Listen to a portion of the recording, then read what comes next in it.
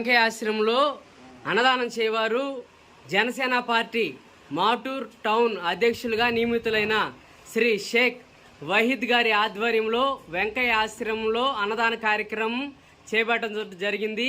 ఈ కార్యక్రమంలో జనసేన పార్టీ నాయకులు మరియు కార్యకర్తలు చేతుల మీదుగా వహీద్ గారి ఆధ్వర్యంలో ఆశ్రమంలో అన్నదాన కార్యక్రమాన్ని జరిపిస్తూ ఉన్నారు.